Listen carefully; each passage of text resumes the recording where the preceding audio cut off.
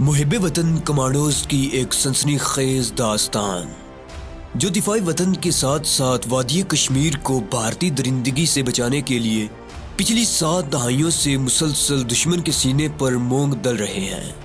कहानी की तरफ बढ़ने से पहले आपसे गुजारिश है कि चैनल को सब्सक्राइब कीजिए और वीडियो को लाइक कीजिए। आइए कहानी की तरफ चलते हैं।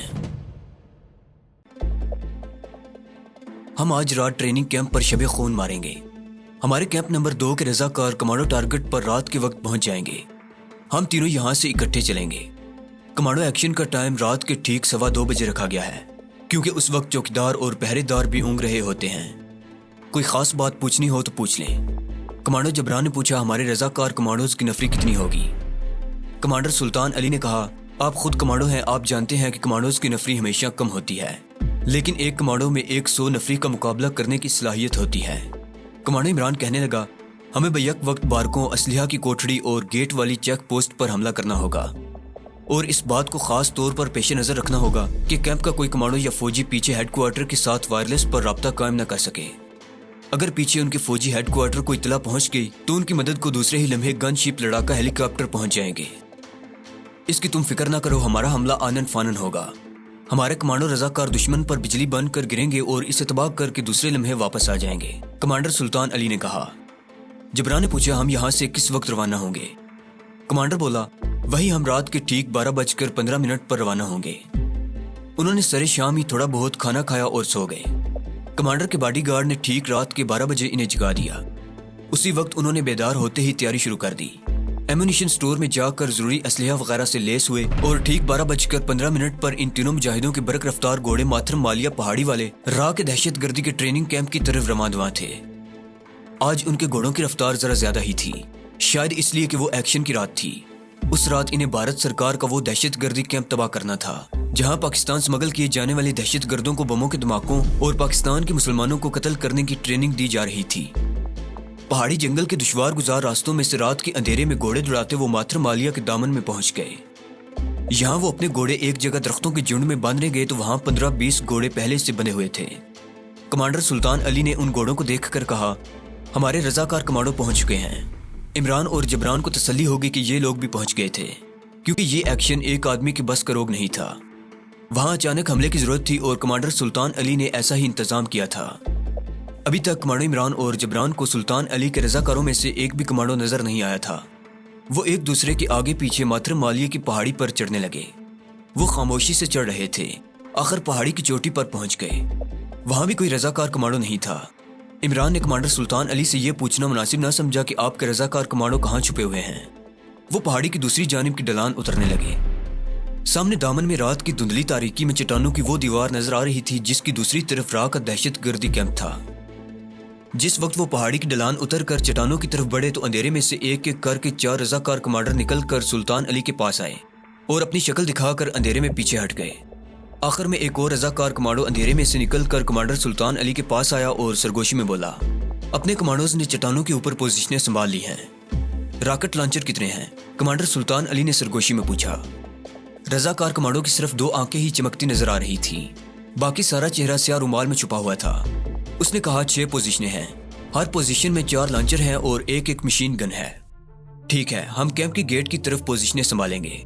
ऑपरेशन मुकम्मल होने के बाद तुम लोग कैंप नंबर 2 की तरफ चले जाओगे। एक्शन का टाइम 2:15। घड़ियां मिला ली हैं?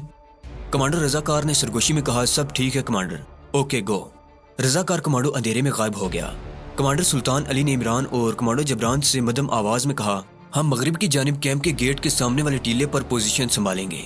और तीनों मुजाहिद चट्टानों की दीवार से 10 फुट के फासले पर अंधेरे में ट्रेनिंग कैंप के गेट की तरफ चलने लगे। वो झाड़ियों में इसी तरह चल रहे थे कि झाड़ियों में से गुजरने की आवाज पैदा न हो। झुक कर कदम कदम चलते वो चट्टानों की दीवारों के अकब में निस्फ चक्कर काट कर ट्रेनिंग कैंप के गेट के करीब पहुंच गए। गेट के सामने लकड़ी के खंभे पर एक बल्ब रोशन था, जिसकी रोशनी में एक संतरी स्टेन गन कंधे से लटकाए सुस्त कदमों से चल फिर कर पहरा दे रहा था। कमांडर सुल्तान अली, कमांडो इमरान और जबरान गेट के बिल मुकाबिल टीले के दामन में जो गनी झाड़ियां थी वहां बिल्कुल साथ पोजीशनें संभाल कर बैठ गए। उन्होंने स्टेन गन अपने सामने कर ली थी और चमकती हुई खामोश आंखों से दहशतगर्दों के ट्रेनिंग कैंप के गेट की तरफ देख रहे थे। कैंप के अंदर बारकों के दरमियान एक जगह बल्ब की रोशनी हो रही थी, बाकी सारे कैंप में अंधेरा छाया हुआ था। कमांडर ने अपनी कलाई पर बंधी हुई घड़ी को देखा और सरगोशी में इमरान से कहा, 2:10 हो रहे हैं, सिर्फ 5 मिनट बाकी हैं। इमरान और जबरान ने भी अपनी घड़ियां कमांडर की घड़ी से मिला ली थी। ये 5 मिनट बड़े हेजान खेज थे। 5 मिनट गुजर जाने के बाद वहां क़यामत बर्पा होने वाली थी। इनके इर्द गिर्द जंगल के माहौल पर सन्नाटा तारी था। किसी करीबी तालाब की तरफ से 2-1 जिंगरों के बोलने की मुसलसल आवाज आ रही थी। कमांडर इमरान ने अपनी घड़ी की सब्ज चमकती हुई सुइयों पर नजरें जमा रखी थी। वक्त 1-1 सेकंड करके गुजर रहा था। 1 मिनट काफी देर बाद गुजरता महसूस हो रहा था। आखिरी 5 मिनटों में से 2 मिनट गुजर गए, फिर 3 मिनट गुजर गए, फिर चौथा मिनट भी गुजर गया। अब 5वां मिनट गुजर रहा था। सेकंड की सुइयां तेजी से हरकत कर रही थी। मिनट की सुई 5वें मिनट के निशान के करीब होती जा रही थी। इमरान को बखूबी इल्म था कि यह कमांडो एक्शन है और ठीक वक्त पर बैक वक्त शुरू हो जाएगा। कमांडर सुल्तान अली ने सरगोशी में कहा, खबरदार, तुम्हारी स्टेन गन ने मेरे बाद फायरिंग शुरू करेंगी। फायरिंग अंधाधुंध होगी। जैसे ही घड़ी ने रात के 2:15 बजाए चट्टानों के ऊपर से नारा तकबीर, अल्लाह अकबर, फलक शिगाफ नारे की आवाज बुलंद हुई और इसके साथ ही बैक वक्त कमांडो पार्टी की चट्टानों के ऊपर वाली 6 पोजीशनों में से 24 रॉकेट लॉन्चर बैक वक्त फायर हुए और शराटों की आवाज से 24 के 24 रॉकेट नीचे उन बारकों की छतों को चीरते हुए अंदर जाकर फटे जहां 50 दहशतगर्द सो रहे थे। इसके साथ ही 24 रॉकेटों के फटने का धमाका हुआ। यह ऐसा धमाका था जिसने सारे जंगल को लरजा दिया। दरख्तों में सोए हुए परिंदे हड़बड़ा कर जागे और शोर मचाते चीखते चलाते आसमान की तरफ परवाज कर गए। तीनों बारकें शोलों में तब्दील हो गईं। इंसानी चीखों की आवाजें आने लगी। कमांडर सुल्तान अली ने स्टेन गन के फायर से गेट की सिपाही को ढेर कर दिया। उसने इमरान और जबरान से कहा, थोड़े थोड़े वक्फे से ब्रस्ट फायर करते रहो। कैंप से कोई बाहर निकले तो उसे छलनी कर दो। कैंप रॉकेट के धमाकों और आग के शोलों और ऊपर चट्टानों से आए मशीन गनों की फायरिंग के धमाकों से जहन्नम का मंजर पेश कर रहा था। एक रॉकेट गेट के करीब जो असलिहा खाना था वहां आकर फटा और कोठड़ी में जो थोड़ा बहुत असलिहा था उसने फट कर कोठड़ी के चीथड़े उड़ा दिए। कैंप के अंदर हर तरफ आग के शोले ही शोले थे। ऊपर से गोलियां बारिश की तरह बरस रही थी। एक तरफ से 2 आदमी दीवाना वार भाग कर गेट की तरफ आते नजर आए। उनमें से एक के कपड़ों में आग लगी हुई थी। जैसे ही वो गेट के पास आए, कमांडो इमरान, जबरान और सुल्तान अली की स्टेन गनों की फायर की बुछाड़ों ने उन्हें वहीं भून डाला। कमांडर सुल्तान अली ने कहा, फायर रोक लो। चट्टानों के ऊपर और रजाकार कमांडोज की पोजीशनों से रॉकेट फायरिंग रुक गई थी। मशीन गन के ब्रस्ट मुसलसल फायर हो रहे थे। एक बार फिर नारा तकबीर, अल्लाह अकबर का नारा बुलंद हुआ और मशीन गन का फायर भी रुक गया। कमांडर सुल्तान अली ने कहा, ऑपरेशन कामयाब रहा, मुबारक हो। सारे के सारे दहशतगर्द अपने कैंप समेत भस्म हो गए हैं, लेकिन हमें अभी अपनी पोजीशन में ही रहना होगा। एक बार फिर सन्नाटा छा गया। इस सन्नाटे में सिर्फ आग के शोलों के भड़कने की आवाज आ रही थी। मशीन गनों के धमाके रुक गए थे। तीनों बारकें धड़ाधड़ जल रही थीं। कैंप का कुशादा सहन शोलों की रोशनी में साफ नजर आ रहा था। इस खामोशी में अचानक किसी तरफ से मशीन गन के फायर की आवाज आई। कमांडर जबरान ने कहा, मालूम होता है कोई काफिर भारतीय अभी जिंदा है। कमांडर सुल्तान अली ने कहा, नहीं, ये हमारे रजाकार कमांडोज के लीडर का सिग्नल है। इसका मतलब है कि मिशन मुकम्मल हो गया है और अब वो अपने खुफिया कैंप की तरफ जा रहे हैं। इसके बाद किसी फायर की आवाज ना आई। ये तीनों कमांडो मुजाहिद जलते हुए कैंपों के सामने झाड़ियों में स्टेन गन्ने लेकर बैठे रहे। ऊपर चट्टानों वाली पोजीशनों पर खामोशी छा गई थी। कमांडर सुल्तान अली ने कहा, अपने रजाकार कमांडर जा चुके हैं। मैं कैंप के अंदर जाकर देखता हूँ कोई काफिर जिंदा तो नहीं है, तुम मुझे कवर देना। यह कहकर कमांडर सुल्तान अली झाड़ियों से निकलकर चीते की तरह दौड़ता हुआ कैंप के सहन में दाखिल हो गया। बारकों के शोले मदम पड़ चुके थे। इनकी हल्की रोशनी में कमांडर सहन में चारों तरफ देखकर चलता हुआ नजर आ रहा था। अचानक वो एक तरफ दौड़ कर गया। वो इमरान और जबरान की नजरों से ओझल हो गया। फिर स्टेन गन के फायर की आवाज आई। कमांडर इमरान ने स्टेन गन के 2-3 हवाई बरस्ट फायर किए। दूसरे लम्हे कमांडर सुल्तान अली सहन की रोशनी में सामने आ गया। उसने बुलंद आवाज में कहा, फायर रोक लो। इमरान ने स्टेन गन नीची कर ली। कुछ समझ में नहीं आ रहा था कि स्टेन गन का फायर किसने किया था। कमांडर सुल्तान अली ने सारे सहन का चक्कर लगाया, फिर झाड़ियों वाली पोजीशन की तरफ दौड़ा। झाड़ियों में आकर उसने बताया कि सहन में बाईं जानिब एक काफिर जख्मी हालत में पड़ा था। उसने मुझे आवाज दी, मैंने उसे स्टेन गन का बरस्ट मारकर अगले जहान पहुंचा दिया। फिर कहने लगा, मेरा ख्याल है अब हमें भी वापस चल पड़ना चाहिए। कैंप में कोई जिंदा नहीं बचा। ये लोग वायरलेस पर अपने हेडक्वार्टर इत्तला भी नहीं दे सके, वरना अब तक इनकी मदद को कोई ना कोई हेलीकॉप्टर आ गया होता। कमांडो जबरान ने कहा, मेरा ख्याल है अब यहाँ रुकना बेमकसद है। हमारा मिशन अल्लाह के फजल से कामयाबी के साथ मुकम्मल हो चुका है। कमांडर सुल्तान ने कहा, ठीक है, चलो निकल चलो शेरो। वो झाड़ियों में से निकलकर माथर मालिया की पहाड़ी की तरफ दौड़ने लगे। पहाड़ी के दामन में आकर वो पहाड़ी की चढ़ाई चढ़ने लगे। وہ ایک دوسرے کے آگے پیچھے پہاڑی پر چڑھ رہے تھے۔ پہاڑی کی چوٹی پر آ کر انہوں نے ایک نظر نیچے دہشت گردوں کے ٹریننگ کیمپ کو دیکھا۔ کیمپ جل کر راکھ ہو چکا تھا۔ جلی ہوئی بارکوں میں سے کہیں کہیں سے دھواں اٹھ رہا تھا۔ فضا میں بارود کی بو پھیلی ہوئی تھی۔ وہ پہاڑی کی دوسری طرف تیزی سے اتر گئے۔ درختوں کے نیچے رضاکار کمانڈو کے گھوڑے نہیں تھے۔ کمانڈر سلطان علی بولا، اپنے کمانڈوز جا چکے ہیں، خدا کا شکر ہے اس نے ہمیں سرخرو کیا۔ کمانڈو عمران نے کہا، ہم آپ کے بے حد شکر گزار ہیں۔ آپ کی مدد کے بغیر ہمارے لیے اس پاکستان دشمن ٹریننگ کیمپ کو تباہ کرنا بہت مشکل تھا۔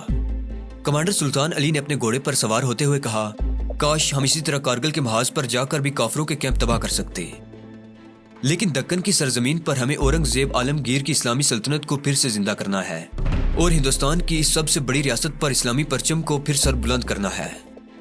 ہمیں ہمارے دینی فرائض نے یہاں پابند کر رکھا ہے۔ عمران بھی اپنے گھوڑے پر سوار ہو گیا اور کمانڈر سلطان علی کے ہم رکاب جا رہا تھا۔ اس نے کہا، سر آپ یہاں بہت بڑے جہاد میں مصروف ہیں، کاش ہم اس جہاد میں آپ کے شانہ بشانہ لڑ سکتے۔ کمانڈر سلطان علی کہنے لگا، آپ اپنے مقام پر بہت بڑا جہاد کر رہے ہیں، کشمیر کی آزادی اور پاکستان کی سلامتی کے لیے آپ بہت بڑا کام کر رہے ہیں۔ ہم رضاکار آپ کے جذبے کو سلام کرتے ہیں، اللہ آپ کو کامیابی سے سرخرو فرمائے۔ ماتھر مالیہ کے گھنے جنگل میں سے گزرنے کے بعد انہوں نے کھلے میدان میں آ کر گھوڑوں کی رفتار تیز کر دی۔ ایک اور جنگل میں سے گزرنے کے بعد وہ ایک کھلی سرزمین پر آئے تو وہاں ایک رضاکار کمانڈو فوجی جیپ لیے کھڑا تھا۔ کمانڈر سلطان علی نے گھوڑے اس کے حوالے کیے اور خود جیپ میں سوار ہو گیا۔ کمانڈو عمران اور جبران بھی اس کے ساتھ ہی جیپ میں بیٹھ گئے اور جیپ رضاکاروں کے زمین دوز خفیہ ٹھکانے کی طرف روانہ ہو گئی۔ کمانڈو عمران اور کمانڈو جبران جس مشن کو لے کر سرزمین دکن میں آئے تھے، وہ مشن اللہ تعالیٰ کے فضل و کرم اور دکن کے سرفروش رضاکاروں کے تعاون سے کامیابی کے ساتھ مکمل ہو گیا تھا۔ اب انہیں واپس سب سے پہلے دلی جا کر حاجی صاحب کو مشن کی تکمیل کی رپورٹ کرنی تھی۔ جہاد مشن کے کسی دوسرے کمانڈو مشن کی منصوبہ بندی کرنی تھی۔ جس وقت یہ مجاہد اپنے ٹھکانے پر واپس آئے تو دن کا اجالا ہونا شروع ہو گیا تھا۔ اپنی کمین گاہ پر آتے ہی وہ گہری نیند سو گئے۔ دوپہر کے بعد بیدار ہوئے۔ کمانڈر سلطان علی نے کمانڈو عمران سے پوچھا کہ اب ان کا کیا پروگرام ہے۔ عمران نے کہا، ہمارا مشن مکمل ہو گیا ہے، ہمیں اب دلی اور وہاں سے آگے کشمیر کے محاذ پر پہنچنا ہوگا۔ کمانڈر سلطان علی کہنے لگا، میں اپنے ایک آدمی کو تمہارے ساتھ کر دوں گا، وہ تمہیں اورنگ آباد علی جا کی قیام گاہ پر چھوڑ آئے گا۔ سورج غروب ہونے کے بعد جب ذرا اندھیرا ہو جائے گا تو تم لوگ یہاں سے نکل جانا۔ دوپہر کا سادہ کھانا سب رضاکاروں نے مل کر کھایا۔ وہی سادہ روٹیاں تھی اور معمولی سی سبزی تھی۔ یہ واقعی مجاہدوں کا کھانا تھا۔ جب سورج غروب ہونے لگا اور دن کا اجالا شام کے اولین دھندلیکوں میں تبدیل ہونا شروع ہو گیا تو عمران اور جبران کو کمانڈر سلطان علی نے بڑی محبت کے ساتھ رخصت کیا۔ ایک سادہ کپڑوں والا رضاکار ان کے ساتھ ہو گیا تھا۔ وہ گھوڑوں پر سوار گھنے جنگل میں سے گزرتے ہوئے اپنی منزل کی طرف روانہ ہو گئے۔ مجاہد رضاکار انہیں اورنگ آباد شہر کی سرحد پر چھوڑ کر واپس چلا گیا۔ وہاں سے کمانڈو عمران اور جبران آٹو رکشے میں بیٹھ کر علی جا کی دکان پر آ گئے۔ علی جا اپنی جلد سازی میں مصروف تھا۔ اس نے دونوں کو دیکھا تو خاموشی سے اپنے کام میں مصروف رہا۔ اس وقت اس کے پاس ایک گاہک بیٹھا تھا۔ جب وہ چلا گیا تو علی جا کہنے لگا، مجھے ساری رپورٹ مل گئی ہے، تم لوگوں نے بڑا اہم کام کیا ہے، مگر حکومت نے اس کیمپ کی تباہی کی خبر اخباروں میں نہیں چھپنے دی۔ اس میں حکومت کی بدنامی بھی تھی اور راہ کی خفیہ ایجنسی پاکستان کے عوام تک اپنے کیمپ کی بربادی کی خبر نہیں پہنچانا چاہتی، مگر تم لوگوں نے اپنا کام کر دیا ہے۔ اب بھارت سرکار سوچ سمجھ کر پاکستان دشمن تخریب کار کے کیمپ لگائے گی، ہم یہی چاہتے ہیں۔ اب تمہارا کیا پروگرام ہے؟ کمانڈو عمران نے کہا، ہم واپس دلی پہنچنا چاہتے ہیں۔ علی جا کہنے لگا، دکن کوئن یہاں سے سیدھی دلی جاتی ہے، یہ گاڑی شام کے وقت چھوٹتی ہے۔ ایک ٹرین آندھرا ایکسپریس ہے، وہ دوپہر کے 2:15 بجے چلتی ہے، مگر یہ گاڑی تمہیں ناگپور تک ہی لے جائے گی، ناگپور سے تمہیں دلی والی گاڑی پکڑنی پڑے گی۔ کمانڈو جبران نے کہا، میرے خیال میں ہمیں دکن کوئن پر ہی سفر کرنا چاہیے، میں بھی تمہیں یہی مشورہ دوں گا، تم اوپر جا کر آرام کرو۔ دونوں کمانڈو مجاہد سیڑھیاں چڑھ کر اوپر چلے گئے۔ وہ دوپہر تک سوئے رہے۔ دوپہر کو کھانا کھانے کے بعد پھر سو گئے۔ علی جا نے کہا کہ میں تمہیں وقت پر جگا دوں گا۔ 4:30 بجے علی جا نے انہیں جگا دیا۔ انہوں نے نہا دھو کر معمولی قسم کے کپڑے پہنے اور خاموشی سے اورنگ آباد ریلوے اسٹیشن کی طرف روانہ ہو گئے۔ ٹرین کے چھوٹنے میں ابھی 1 گھنٹہ پڑا تھا۔ وہ پلیٹ فارم پر بیٹھنے کی بجائے سیکنڈ کلاس ویٹنگ روم میں جا کر بیٹھ گئے۔ ٹکٹ انہوں نے لے لیے تھے۔ پلیٹ فارم پر انہیں خطرہ تھا کہ کسی CID والے کی نظروں میں نہ آ جائیں۔ دکن کوئن کے چلنے کا وقت ہوا تو وہ پلیٹ فارم پر آ کر ٹرین میں سوار ہو گئے۔ اس کے بعد دلی تک دکن کوئن کا طویل سفر شروع ہو گیا۔ 1 رات 1 دن اور پھر 1 رات ٹرین میں سفر کرنے کے بعد وہ دلی پہنچ گئے۔ دلی اب ان کے واسطے کوئی اجنبی شہر نہیں رہا تھا۔ اسٹیشن سے کمانڈر عمران نے حاجی صاحب کو ہوٹل میں فون کیا اور خفیہ زبان میں حاجی صاحب کو بتایا کہ ہم دلی پہنچ گئے ہیں۔ حاجی صاحب نے کہا میرے پلاٹ والی قیام گاہ پر چلے جاؤ، میں شام کو آؤں گا۔ دونوں وہاں سے سیدھے حاجی صاحب کے پلاٹ والی قیام گاہ پر چلے گئے۔ شام کو حاجی صاحب بھی آ گئے، کہنے لگے اورنگ آباد کے جنگل والے بھارتی دہشت گردوں کے ٹریننگ کیمپ کی تباہی کی خبر انڈیا گورنمنٹ نے کسی اخبار میں نہیں چھپنے دی، مگر ہمیں اپنے ذرائع سے کیمپ کی تباہی کی پوری خبر مل گئی تھی۔ ہمارے آدمی نے بتایا ہے کہ کیمپ میں جتنے زیر تربیت دہشت گرد تھے وہ جل کر راکھ ہو گئے ہیں اور ان کے ساتھ ان کے انسٹرکٹر بھارتی کمانڈو بھی ہلاک ہو گئے ہیں۔ کیمپ کا ایک آدمی بھی زندہ نہیں بچا۔ یہ سن کر عمران اور جبران کو بڑی خوشی ہوئی۔ عمران نے کہا ہم اپنے آپریشن کا رزلٹ چاہتے تھے جو آپ نے ہمیں بتا دیا۔ ہمیں خوشی ہوئی ہے کہ ہم نے کیمپ کے سارے پاکستان دشمن تخریب کاروں کو ہلاک کر دیا ہے۔ حاجی صاحب نے کہا تم نے بڑا اچھا کیا کہ اورنگ آباد سے میرے پاس چلے آئے، سیدھا کشمیر کے فرنٹ پر نہیں چلے گئے۔ کمانڈر جبران نے کہا ہم آپ کو اپنے کامیاب مشن کی رپورٹ دیے بغیر کیسے آگے جا سکتے تھے؟ حاجی صاحب بولے یہ اس لحاظ سے بھی اچھا ہوا ہے کہ تمہارے نام بمبئی والے سٹار سیٹھ کا ایک خاص پیغام ہے۔ سیٹھ سٹار نے مجھے پیغام بھجوایا ہے کہ تم لوگ جس وقت بھی میرے پاس آؤ میں تمہیں بمبئی پہنچنے کی ہدایت کروں۔ میرا خیال ہے سیٹھ سٹار کے پاس تمہارے نام کوئی اہم پیغام ہے، تم آج ہی بمبئی روانہ ہو جاؤ۔